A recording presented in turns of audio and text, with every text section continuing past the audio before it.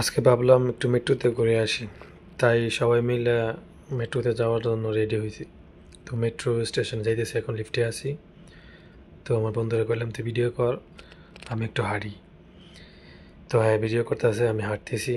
তো metro train আসতে একটু দেরি হবে, তাই একটু ঘোরাঘুরি করে সব কিছু দেখতেছি। চারদিক দিয়ে পরিবেশ দেখে খুবই ভালো লাগতেছে, কারণ পরিবেশটা আসলে অনেক সুন্দর ছিল, অনেক উপভোগ করলাম। অনেক দিন যাবো কইরা যাওয়া হইতেছিল না, পরে একদিন সময় বের করলাম, বের করে ভাবলাম যে আজকে ঘুরে আসি মেট্রো দেখে। তো আমার বন্ধুরা কইলাম তুই ভিডিও কর, আমি লিফটে দাঁড়াই। পরে হ্যাঁ, লিফটে দাঁড়ায় ভিডিও করতেছে, আমি ওদিক দিয়ে দাঁড়ায় রয়েছি। তারপর মেট্রো থেকে উঠলাম।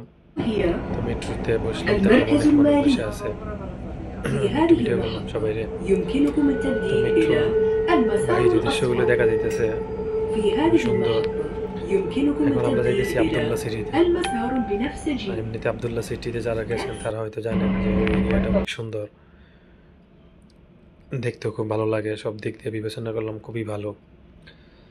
তারপর মেট্রোর সামনে গিয়ে বসলাম, মেট্রো যেন সুন্দরভাবে ভিডিও করা যায়।